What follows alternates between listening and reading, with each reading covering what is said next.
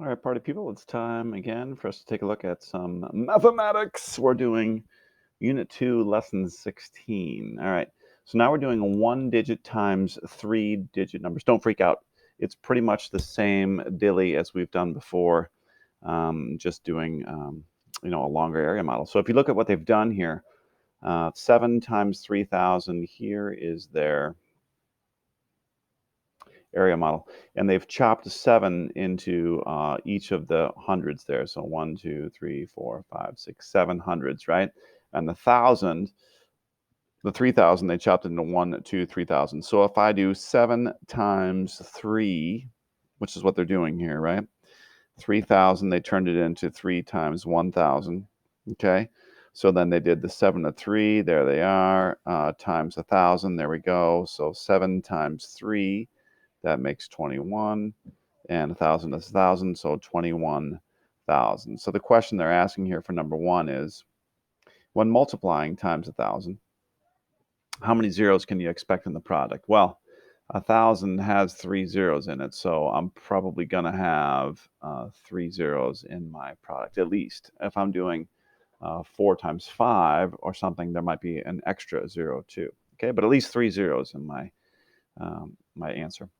Number 2 says, how does thinking of 3 times 1,000, 3,000 as 3 times 1,000, help you to multiply 7 times 3,000? Well, that's what we just talked about. So I do 7 times 3 first, right? That's my 21. And then I say, okay, but it's really 3 times 1,000. So 7 times 3, did that part already, times 1,000.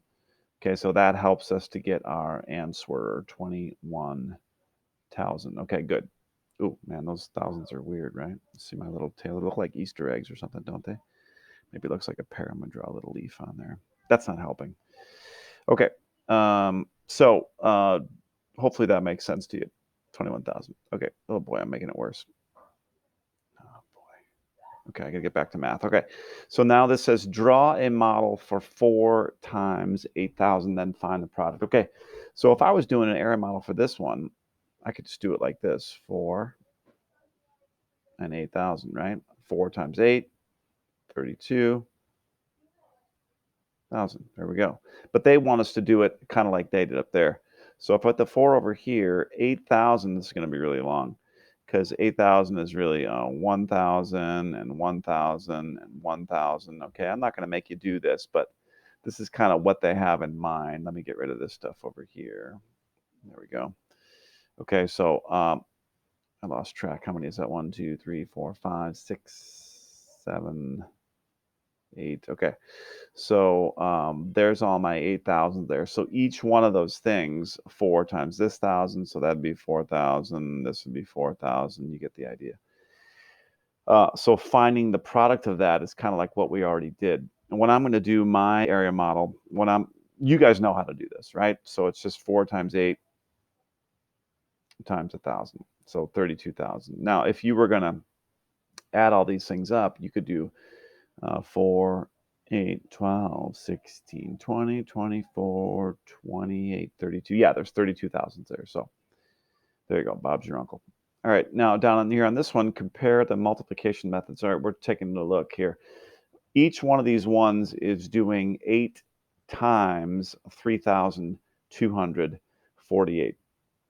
Okay, so when we started, we were just doing ones like this, 8 times 48, right? And do you remember how our area model just looked like that? Nice and simple, 8 times 40 plus 8, right? Easy peasy, lemon squeezy. But now, instead of just 2 digits, we've got 4 digits here, right?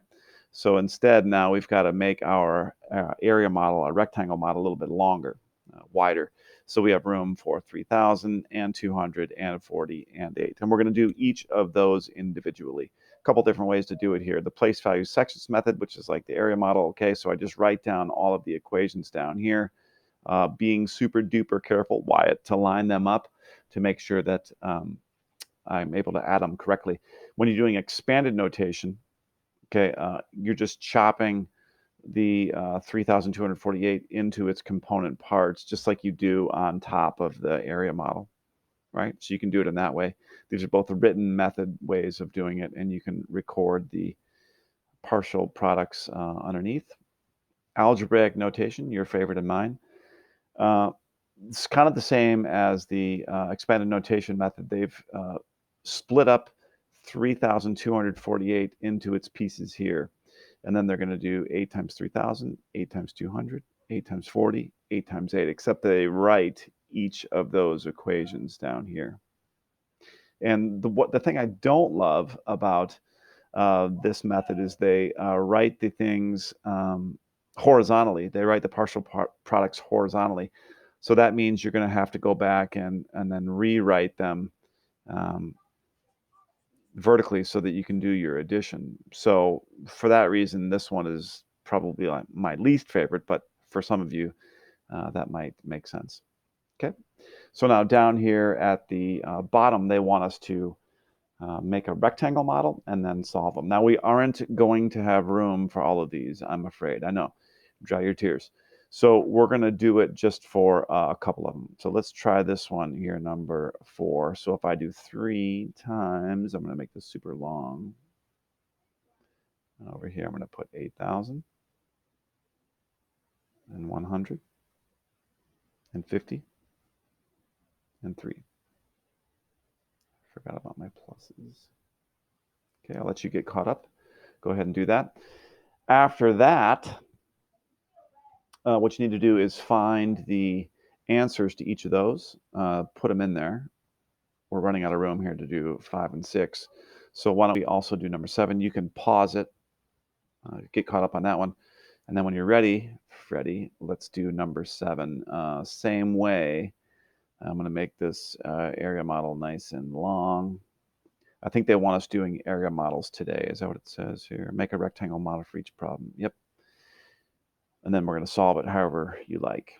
Okay, so this is 1,730 and 3. Oh, now last year I should tell you, some of my kids had trouble with this one because they wouldn't, when they got down to the 10s and 1s, the 33 part, they treated it like it was one thing.